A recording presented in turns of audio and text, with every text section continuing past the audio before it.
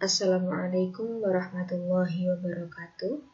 Halo anak-anak, selamat pagi. Semoga kalian dalam keadaan sehat walafiat. Amin amin ya rabbal alamin.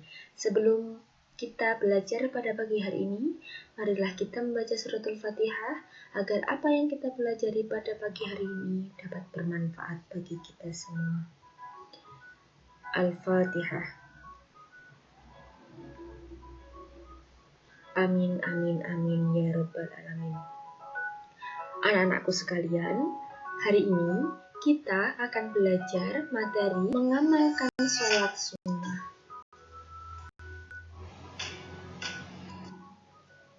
Diharapkan nanti setelah kalian mempelajari materi sholat sunnah ini, tujuannya adalah kalian dapat menjelaskan pengertian sholat sunnah. Selanjutnya kalian juga dapat menunjukkan dalil-dalil nakli tentang sholat sunnah, berjamaah dan munfarid dengan percaya diri. Kalian juga dapat menyebutkan macam-macam sholat sunnah berjamaah dan munfarid dan tata cara ketentuannya. Dan juga kalian tentunya dapat memahami hikmah sholat sunnah berjamaah dan munfarid. Yang terakhir, kalian dapat terbiasa melaksanakan sholat sunnah munfarid dalam kehidupan sehari-hari. Dan tujuan yang terakhir ini adalah tujuan yang paling utama pada materi ini. Kalian dapat terbiasa.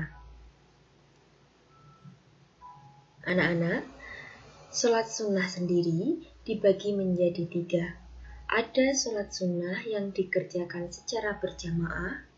Ada pula sholat sunnah yang dikerjakan secara munfarid atau sendirian, dan ada juga sholat sunnah yang dikerjakan secara berjamaah atau munfarid. Nanti ketiganya kita akan mempelajari tentang macam-macam sholat sunnah itu apa, dan juga bagaimana ketentuannya. Serta yang tidak kalah penting, nanti kalian juga akan mempelajari tata cara dan praktik dalam mengerjakan sholat-sholat sunnah tersebut. Dan yang terakhir tentu kalian dapat melaksanakan dan membiasakan untuk mengerjakan sholat sunnah. Harapannya, sikap mulianya kalian dapat terbiasa hidup disiplin, dapat menghargai orang lain, mengutamakan kebersamaan, lebih bertanggung jawab dan berpendirian kuat, serta memiliki tekad dan semangat yang kuat. Anak-anakku sekalian, amin. Semoga sikap mulia ini dapat kalian praktekkan dalam kehidupan sehari-hari.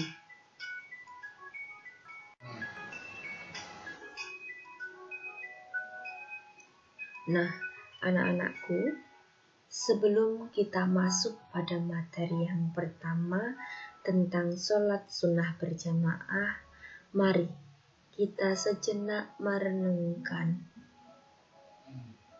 apa itu sholat. Dalam melaksanakan sholat sunnah, kita semata-mata mengharapkan ridho dari Allah semata. Salat ini menuntut kesungguhan dan tekad yang kuat, karena kita harus merelakan waktu, tenaga, dan harta demi terlaksananya salat tersebut. Karena apa? Karena ketika kalian tidak memiliki tekad yang kuat, tentu kalian akan kesulitan dalam melaksanakan sholat sunnah. Rasulullah mengajarkan kepada kita untuk selalu menutupi kekurangan dalam sholat kita. Maksudnya, kita disuruh menyempurnakan kekurangan-kekurangan sholat dengan melaksanakan sholat sunnah. Dengan melaksanakan sholat sunnah tersebut, kita dapat lebih mendekatkan diri kepada Allah serta menyempurnakan ibadah kita. Karena begini anak-anak, tak jarang ketika melaksanakan sholat wajib, pikiran kita terbang atau melayang kemana-mana, tidak fokus pada sholat kita. Tapi mungkin yang disuruh ibunya untuk berbelanja memikirkan, tadi belanjaannya sudah lengkap atau belum.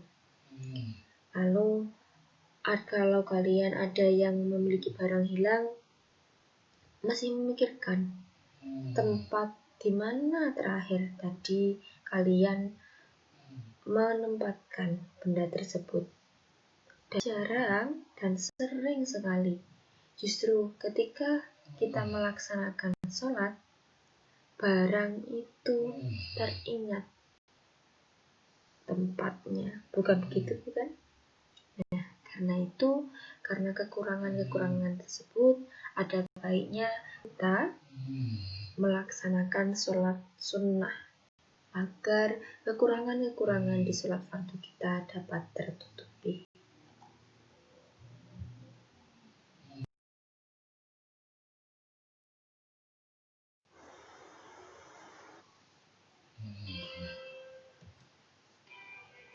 Anak-anakku, sholat sunnah berjamaah ini yang akan kita pelajari pada pagi hari ini. Secara rinci, sholat sunnah yang dilaksanakan secara berjamaah ada beberapa macam, yaitu sebagai berikut. Yang pertama adalah sholat Idul Fitri, yang tentunya kalian semua sudah pernah mempelajari ini. Yang kedua, sholat Idul Adha, yang kemarin kalian lakukan. Yang ketiga adalah sholat kusuf, yaitu sholat gerhana matahari. Yang keempat, sholat khusuf, KHUSUF, sholat khusuf atau gerhana bulan. Yang terakhir adalah sholat istisqa atau meminta hujan.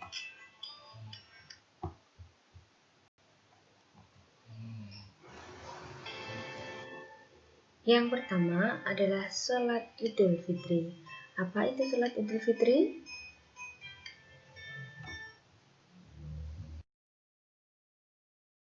Melaksanakan semuanya.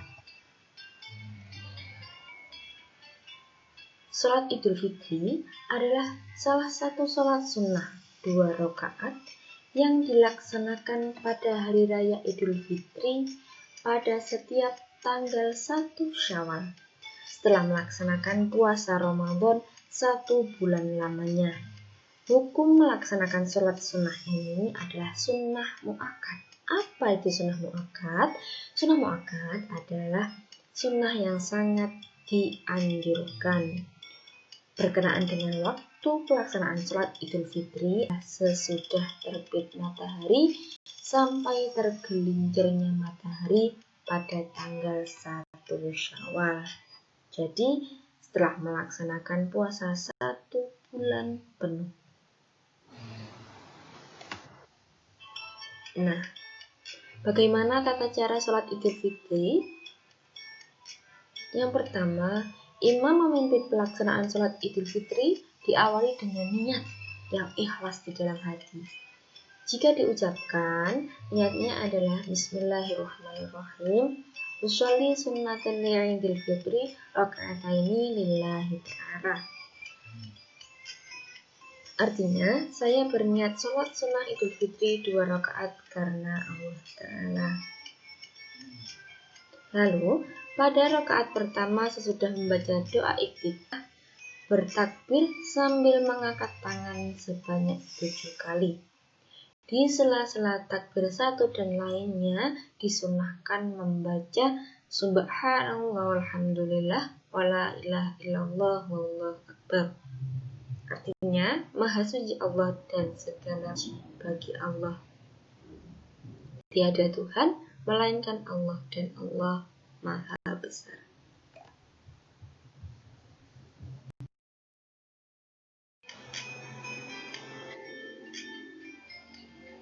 Setelah takbir 7 kali dan membaca tasbih tersebut, dilanjutkan membaca surat Al-Fatihah dan membaca salah satu surat dalam Al-Quran. Namun, diutamakan surat Qaf dan surat Al-A'la.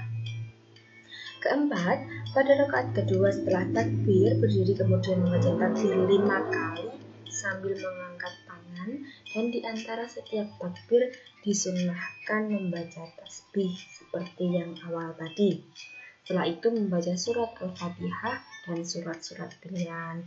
Untuk rakaat kedua ini, surat yang dibaca diutamakan surat Al-Qamar atau surat Al-Ghasyiyah. Namun, surat-surat yang lainnya juga boleh untuk dibaca. Terakhir, surat Idul Fitri ditutup dengan salam. Setelah itu, khatib mengumandangkan khutbah 2 kali. Khutbah yang pertama dibuka dengan takbir 9 kali dan khutbah yang kedua dibuka dengan takbir 7 kali. Ada pula yang melaksanakan khutbah hanya 1 kali. Berarti intinya pada saat sholat Idul Fitri setelah takbir membaca iftitah, lalu takbir 7 kali. Untuk rakaat yang kedua takbirnya 5 kali. Nah, di sela-sela takbir tadi kalian membaca tasbih seperti yang di awal. Lalu untuk yang lainnya seperti sholat-sholat biasanya. Yang kedua yaitu sholat Idul Adha. Nah, kalian pasti tahu sholat Idul Adha. Apa Idul Adha biasanya dilaksanakan selain sholat? Ya, betul sekali, menyembelih hewan kurban.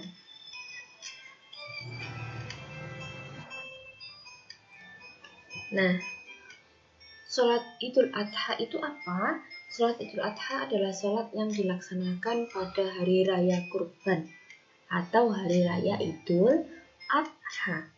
Dilaksanakan pada pagi hari, tanggal 10 Zulhijjah, bertepatan dengan pelaksanaan rangkaian ibadah haji di Tanah Suci. Jadi, kalau Idul Fitri tadi pada saat Idul Fitri tanggal 1 Syawal, kalau Idul Adha pada saat Idul Adha tanggal 10 Zulhijjah. Pelaksanaannya sama-sama pada pagi hari. Nah, namun untuk orang yang sedang melaksanakan ibadah haji tidak disunahkan melaksanakan sholat Idul Adha. Dan bagi orang yang tidak sedang melaksanakan ibadah haji, hukum melaksanakan sholat Idul Adha adalah sunnah mu'akkad, sangat dianjurkan, sama seperti sholat Idul Fitri.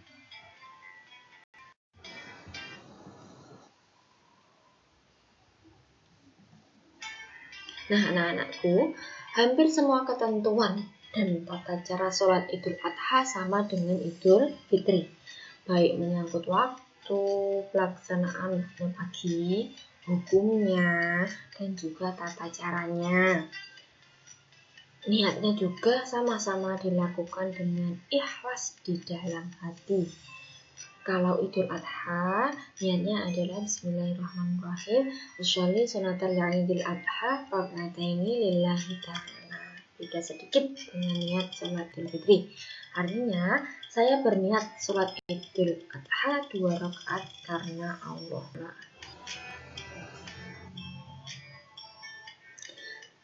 Sholat yang dilaksanakan secara berjamaah yang ketiga adalah sholat kusuf atau sholat gerhana matahari. Nah, anak-anak, sholat sunnah kusuf atau kusufus syamsi adalah sholat sunnah yang dilaksanakan ketika terjadi gerhana matahari. Hukum melaksanakan sholat ini adalah sunnah mu'akkad, yaitu sunnah yang sangat dianjurkan. Nah, ini yang sangat penting. Waktu pelaksanaan sholat kusuf adalah mulai terjadinya gerhana matahari sampai matahari kembali tampak utuh seperti semula.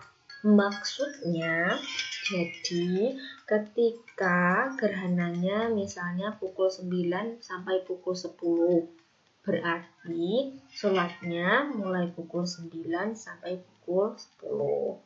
Kalau gerhananya pukul 11 sampai 12, berarti waktu pelaksanaannya mulai pukul 11 sampai pukul 12 itu. Sholat gerhana ini dilaksanakan secara berjamaah dan dipimpin oleh seorang imam. Nah, begitu anak-anak. Paham, ge?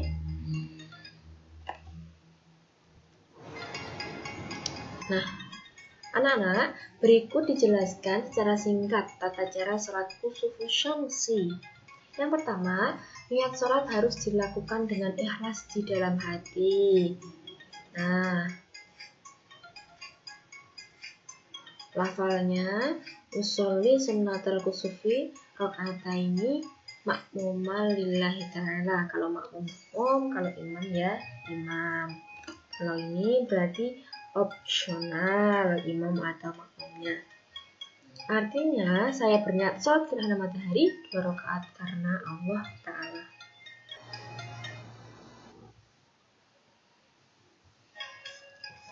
Setelah niat takbiratul ihram, lalu iftitah, lalu al-fatihah, dilanjutkan surat-surat yang panjang, ruku yang lama dan panjang dengan membaca tasbih sebanyak-banyaknya, lalu i'tidal dengan mengucapkan sami Allahu liman hamidah, tangan bersedekap kembali ke dada, kalau biasanya kan di samping, nih kembali bersedekap, lalu membaca surat al-fatihah kembali, dilanjutkan dengan membaca surat Quran yang lain. Jadi setelah rukuk yang pertama tetap bersedekap, lalu membaca surat al-fatihah dan surat-surat yang lainnya, lalu kembali melakukan rukuk yang panjang dengan membaca tasbih yang sebanyak-banyaknya.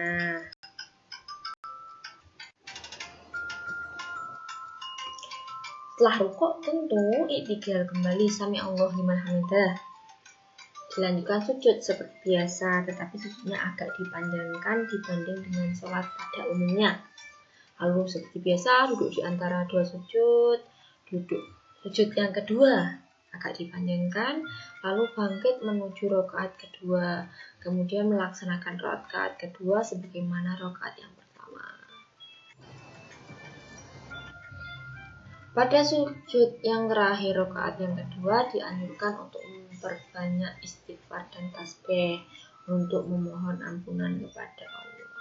Setelah sholat, imam atau khatib berdiri, lalu khutbah. Dengan inti khutbahnya yaitu gerhana adalah salah satu kejadian yang menunjukkan kekuasaan Allah, karena sangat jarang terjadi gerhana matahari itu. Jadi menunjukkan bahwa matahari itu merupakan sumber energi yang utama. Matahari juga makhluk Allah yang memiliki kekurangan dan juga kelemahan. Yang biasanya memancarkan cahaya, bisa jadi cahaya itu karena gerhana menjadi meredup. Nah, itu merupakan fenomena alam, dan secara agama berarti kita disunnahkan untuk melaksanakan sholat gerhana matahari.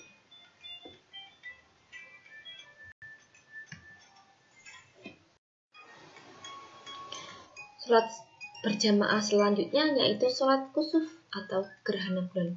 Ingat ya, kusuf itu gerhana matahari, kalau khusuf, ya, itu gerhana bulan. Sholat sunnah khusuf atau khusuful qamari adalah sholat sunnah yang dilaksanakan ketika terjadi peristiwa gerhana bulan. Hukum melaksanakan sholat ini adalah sunnah muakkad. Sedangkan waktu sholat gerhana bulan mulai terjadinya gerhana bulan sampai bulan tampak utuh kembali. Maksudnya sama seperti gerhana matahari. Misalkan gerhana bulannya mulai pukul 11 malam sampai pukul 1 malam, berarti sholat gerhana bulan dapat dilaksanakan mulai pukul 11 nanti terakhir sebelum pukul 1 malam. Maksudnya begitu. Nah, adapun tata cara pelaksanaannya hampir sama dengan pelaksanaan sholat gerhana matahari. Yang membedakan hanya bunyi niatnya.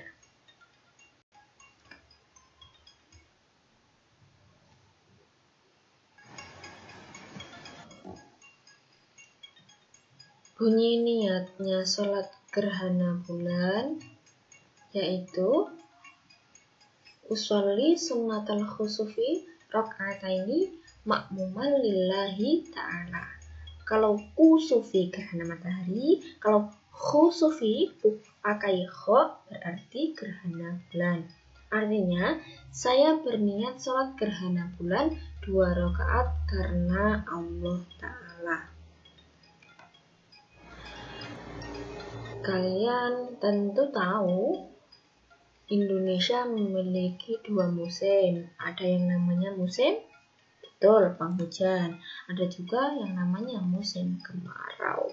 Nah, tidak jarang musim kemarau ini sangat panjang dan menimbulkan kekeringan di mana-mana sehingga kesulitan untuk mengakses air bersih. Nah, apabila terjadi demikian, berarti kita sebagai umat Islam melakukan sholat istisqa atau sholat untuk memohon hujan.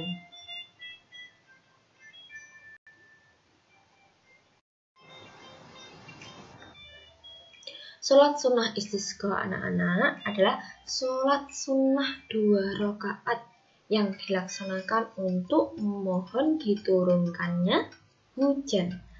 Pada saat terjadi kemarau yang berkepanjangan sehingga sulit untuk mendapatkan air, umat Islam disunnahkan untuk melaksanakan sholat istisqa untuk mendekatkan diri kepada Allah, memohon ampun, seraya berdoa agar segera diturunkan hujan. Jadi, apabila terjadi kemarau panjang, kita disunnahkan untuk melaksanakan sholat apa anak-anak? Betul, sholat sunnah istisqa. Sebelum dilaksanakannya sholat istisqa, diharapkan untuk dilakukan puasa selama 4 hari berturut-turut. Selanjutnya bertaubat kepada Allah dari segala kesalahan dan dosa, serta menghentikan segala bentuk perbuatan maksiat, serakah, dan merusak lingkungan. Tentu, selain berdoa, kita juga harus berusaha. Yang namanya kemarau mungkin karena ulah kita yang menebang pohon sembarangan, merusak lingkungan, dan kegiatan-kegiatan lainnya sehingga terjadi kemarau panjang.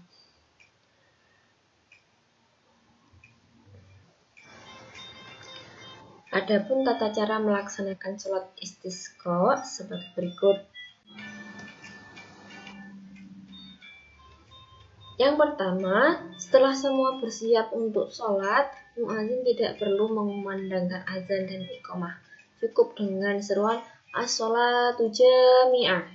Nah, setelah itu langsung dilaksanakan sholat sunnah.